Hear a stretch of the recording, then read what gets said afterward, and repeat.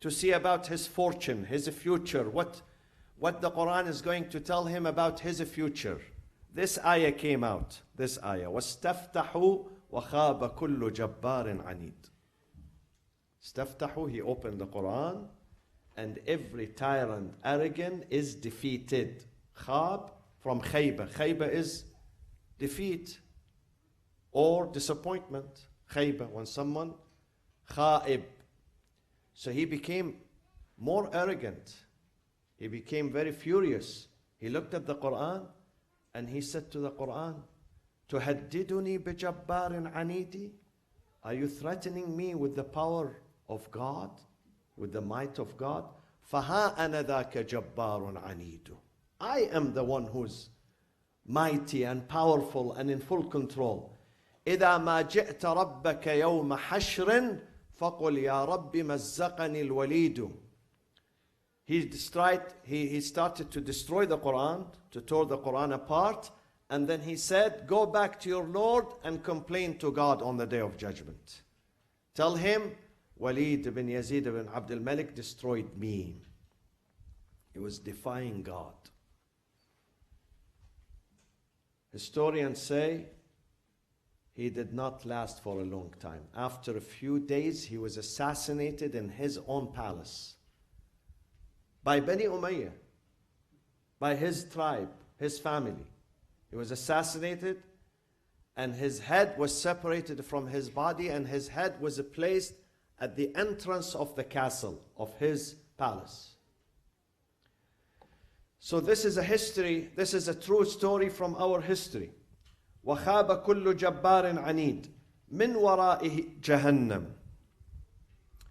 Those tyrants and those arrogants, their retribution on the Day of Judgment is very clear.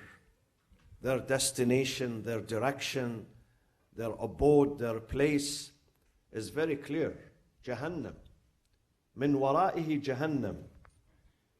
Jahannam is waiting for him. Min wara'ihi Jahannam wa yusqa min ma'in sadid. Of course, there is thirst on that day.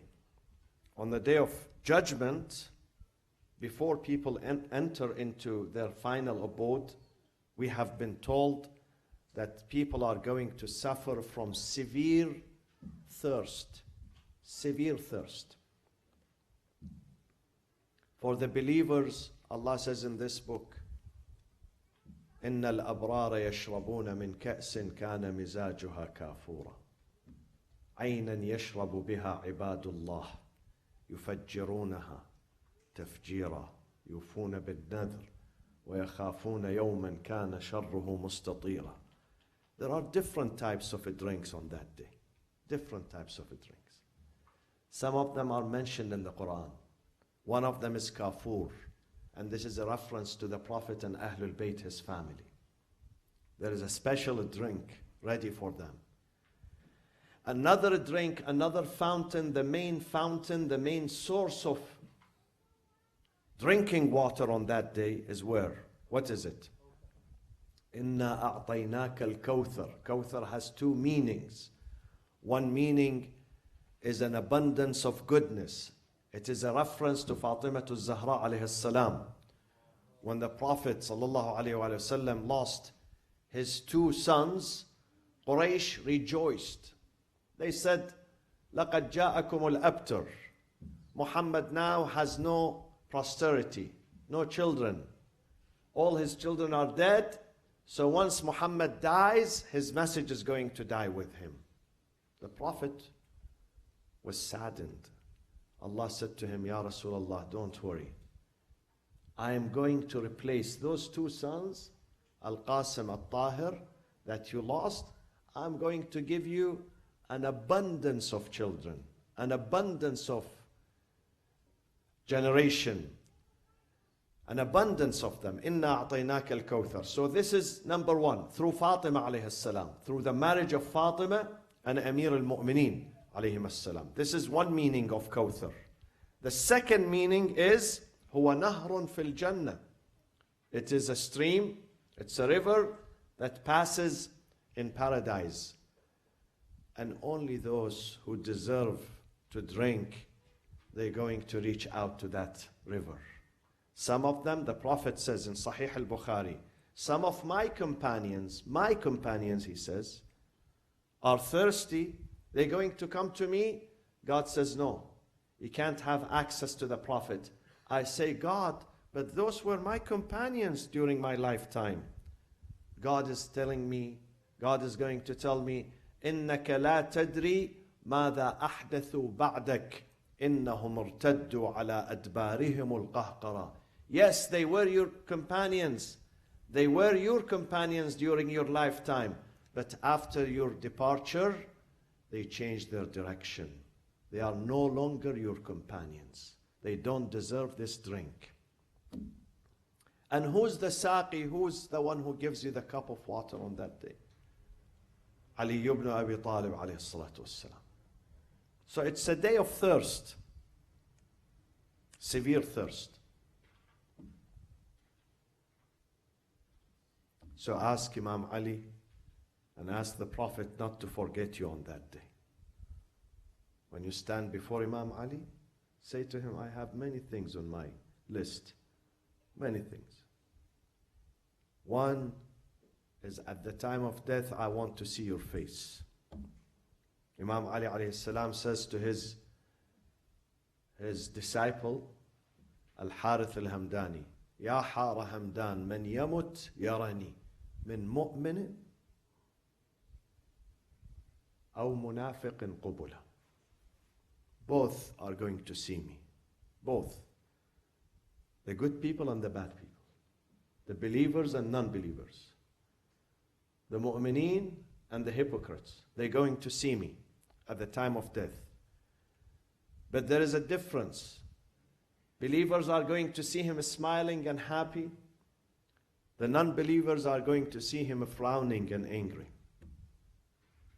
So it depends on our deeds here, on our direction here, on our true loyalty to Ali ibn Abi Talib. Are we really loyal to him by deeds and actions or just by name? So this is number one, you need him. And you need him in the grave also. In the grave when we are put there and we are left alone. Left alone. Families, friends, partners, children, grandchildren, they desert us. They leave, they go back to work. After 30 minutes, our children, they go back to school. Our friends go back to work. We are alone there. Again, you need Imam Ali alayhi salam there. And then you need him at the pond of Kawthar, Hawd al-Kawthar. You need to get that. Once you get that cup from him, you are successful. You should not worry about anything else. So, on the other hand, those tyrants, those who committed heinous crimes in their life, heinous crimes, they caused nations, entire nations to suffer. Now, as I talk to you, there are entire nations are suffering because of the tyranny and the arrogance of one person. God says those min wara'ihi jahannam. Beyond him lies hell. Beyond means in front of him. Min wara'ihi jahannam. And he's thirsty, so what they going to give him? And he shall be given to drink the oozing pus, meaning the mixture of a blood. Have you seen the discharge? Some of you are doctors here. When there are wounds, some of these wounds have discharge. Discharge. God says we're going to give him from this drink. No one is ready to drink. But the tyrant has to drink to survive because he's very thirsty. It's a parable of something very gross. Very gross. من ورائه جهنم ويسقى من ماء صديد. صديد in Arabic al-qayh. Al-qayh is the discharge of the wounds. Have you seen the discharge of the wounds? They're going to give him that to drink. the discharge of the wounds. من ورائه جهنم ويسقى من ماء صديد يتجرعه. He will gulp down. He drinks it reluctantly. He doesn't want to drink this, but he has no choice, reluctantly. يتجرعه. Tajarru' in Arabic means when you eat or drink something you don't like. Have you seen some kids when their parents force them to eat or drink something? Or the medicine. Sometimes the medicine is not, nowadays they put some, flavor in it. But in the old days, it was very bitter. So children, they don't like medicine. So they consume it reluctantly. They don't like it. This is the case with the tyrants on the Day of Judgment. They have to drink these types of dirty drinks reluctantly. يتجرعه ولا يكاد يسيغه. ولا يكاد يسيغه. But can scarcely swallow it. He cannot swallow it. ومن ورائه ويأتيه الموت من كل مكان. And death shall come upon him from every direction, from every side. Death is waiting for him. ويأتيه الموت من كل مكان وما هو بميت. Yet he will not die. He will not die. God says, no, not yet. Because you were the cause of the suffering of millions of people. Millions of people suffered because of you. You brought mayhem, destruction, war, sanctions, famine to many nations. I let you die in 5 minutes, in 10 minutes, in 15 minutes? No. Some people say, where is God's mercy then? God is merciful to those who understand and appreciate the meaning of mercy. They deserve it. But for those who are the cause of suffering in this universe, God is not merciful anymore. God is just. يتجرعه ولا يكاد يسيغه ويأتيه الموت من كل مكان وما هو بميت. He doesn't die easily. He sees death, and death seizes him from every direction, but he's not dying. وما هو بميت. ومن ورائه. And then ahead of him, عذاب غليظ, a very gross and a grave punishment and retribution is waiting for him. One more verse and we conclude. مثل الذين كفروا بربهم أعمالهم كرماد اشتدت به الريح في يوم عاصف لا يقدرون مما كسبوا على شيء. The parable of those who disbelieve in their Lord. My friends, when we say those who disbelieve in their Lord, it does not necessarily mean those who are non-Muslims. Sometimes there are Muslims who disbelieve in the Lord. Their title is Islamic, their name is Islamic.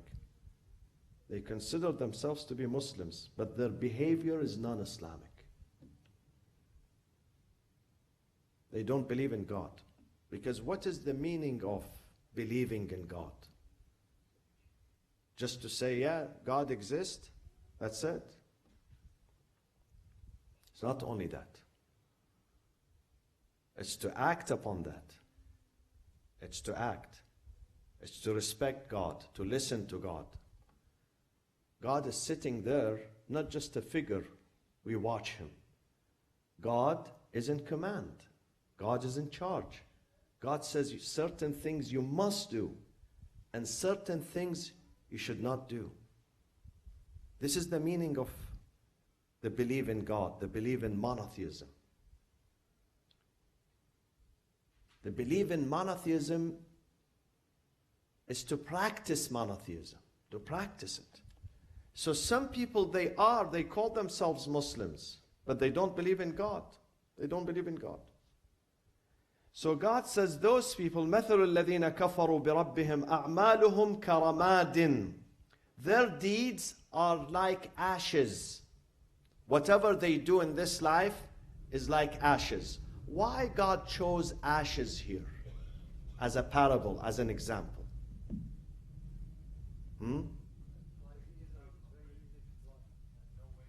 Exactly, it has no weight. God says, كَرَمَادٍ اشْتَدَّتْ بِهِ الرِّيحُ فِي يَوْمٍ عَاصِفٍ, like ashes that the wind blows hard on a stormy day. When there is a storm, strong winds, and there are ashes here in the middle, what will happen to these ashes? Can you gather them? You can't. You can't. Ashes are going to go, disappear immediately. They don't stay. God says the work of those who do not believe in God, like ashes. It does not have any substance. It's not tangible. It is going to be blown away easily. Why? Because they are not working for God. They are working for themselves. Those who do not believe in God, they have problems in their life. Their feelings are not genuine. You don't feel that they really love you. Even if they say we love you, they don't. They love themselves. Because they don't believe in God. What makes us love each other is our love for God. If we lack this love for God, we are not going to love each other. We pretend that we respect each other, we love each other. But in fact, we love ourselves. Someone was telling me that my father wants his family around him all the time. I said, this is good. Then your father loves his family. He says, no, he doesn't love his family. He loves himself. He doesn't want to be lonely. So he wants his family to be around him, not for the sake of his family, the happiness of his family, for the sake of his own satisfaction, his own happiness. He doesn't want to be lonely. Look at the difference. Ask yourself, when you want your kids to be next to you, is it because you love your kids or you love yourself? There is a difference. So those disbelievers in God, their feelings are not genuine. Their work is also not genuine. Even when they give, it's not genuine. Does not have any substance. Therefore, God says it's like what? Ashes. It's not gathered. They cannot claim it. Ashes, when winds blow, the ashes, they're going to go away. Nothing would remain for them on the day of judgment. They come on the day of judgment empty-handed. مثل الذين كفروا بربهم أعمالهم كرماد اشتدت به الريح في يوم عاصف لا يقدرون مما كسبوا على شيء. They have no power over what they have earned. No power. My friends, our deeds depends on our what? Exactly. Our niyyah, intention. It is your intention that makes your work, your deed, your amal either blissful or non-blessed. I'll tell you a story. Someone built a huge complex somewhere in one of the countries. He spent millions of dollars on a project, huge project, in one of the countries. But not for the sake of God. Not for the sake of the humanity. Not for people to benefit from that project. But it was for his own self-benefit. For his name. I know the person very well. He built this project. He was building it, spending millions of dollars, my friends. Millions of dollars on that project, only for one reason. And that reason is to promote his name. Only to promote his name. That project is grounded since 30 years ago. Grounded. It didn't take off. The government came and said, you cannot continue this. He spent millions of dollars. He came back empty-handed. Empty-handed. All this money is lost. All the money that was spent on this project is lost. Neither he can sell it, no one is buying it, nor he can finish it. It has been grounded for 30 years. 30 years, 3 decades. Why? Because his niyyah was not for God. His intention was not to help and serve people. It was to serve himself. God says this work, كَرَمَادٍ اشْتَدَّتْ بِهِ الرِّيحِ. It's like ashes, which is blown away by a strong wind. By a strong wind. Our a'mal has to be dedicated to God. Even if you do something small, say, I dedicate this to God. رَبَّنَا تَقَبَّلْ مِنَّا. Ibrahim, when he built the house, he was alone with his son Ismail. Alone. Small house. You know, the original house is much smaller than the current house. The current Kaaba is much bigger. The house that Ibrahim built, the Kaaba, was much smaller than this. Maybe 1/5 of this size. Very small house. We're in the middle of a desert. Anyone, me and you, we can take some bricks from here and build a house in the desert. But look at the difference. Ibrahim said, رَبَّنَا تَقَبَّلْ مِنَّا إِنَّكَ أَنْتَ السَّمِيعُ الْعَلِيمُ وَإِذْ يَرْفَعُ إِبْرَاهِيمُ الْقَوَاعِدَ مِنَ الْبَيْتِ وَإِسْمَاعِيلُ. Ibrahim and Ismail, they raised the foundations of the house, and this is what they said. رَبَّنَا تَقَبَّلْ مِنَّا. تَقَبَّلْ مِنَّا. This is important.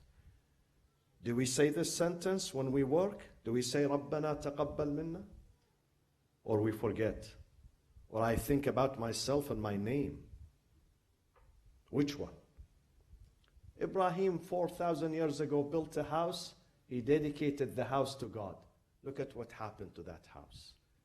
All of us, every member who's able has to go to that house and visit that house. This is the barakah, this is the blessings. So whatever we do, even if we have a smaller project, you have a project, you have $100 only, not 100,000, not 100 million, $100 in your pocket, and you want to do something good with it. Say, I dedicate this work, this money, this humble money, for the sake of God. رَبَّنَا تَقَبَّلْ مِنَّا إِنَّكَ أَنْتَ السَّمِيعُ الْعَلِيمُ اللهم اغفر للمؤمنين والمؤمنات والمسلمين والمسلمات الأحياء منهم والأموات تابع اللهم بيننا وبينهم بالخيرات إنك مجيب الدعوات إنك غافر الخطيئات إنك ماحي السيئات وجاعلها حسنات إنك على كل شيء قدير. Inshallah, tomorrow Salat al-Jumu'ah at 12 noon, Saturday, Sunday, Monday, inshallah, at 7 p.m. Salat begins here at 7 p.m. and the Imam is Sayyid Abbas Radawiyan, Sayyid Payam. He's an honorable scholar, very distinguished scholar. He's very humble. He just arrived from Qom yesterday, and he's going to address us, inshallah, speak about the life and legacy of Our Lady Fatimatu Zahra alayhi salatu wassalam. 3 nights in English, beginning with Salat at 7 p.m. and then 7:30 the Majlis begins, inshallah. 3 nights, Saturday, Sunday, and Monday, inshallah. Please raise your hand. Let's recite this ayah for the healing and the recovery and fulfillment of our needs. أعوذ بالله من الشيطان الرجيم. بسم الله الرحمن الرحيم. أمن يجيب المضطر إذا دعاه ويكشف السوء. أمن يجيب المضطر إذا دعاه ويكشف السوء. أمن يجيب المضطر إذا دعاه ويكشف السوء. أمن يجيب المضطر إذا دعاه ويكشف السوء. أمن يجيب المضطر إذا دعاه ويكشف السوء. يا الله من على مرضانا بالشفاء والعافية. اقض حوائجنا للدنيا والآخرة. أمتنا على ولاية أمير المؤمنين. لا تخرجنا من الدنيا حتى ترضى عنا. تقبل منا هذا اليسير بلطفك وكرمك وإلى أرواح المؤمنين والمؤمنات والشهداء ثواب الفاتحة مع الصلاة على محمد وآل محمد.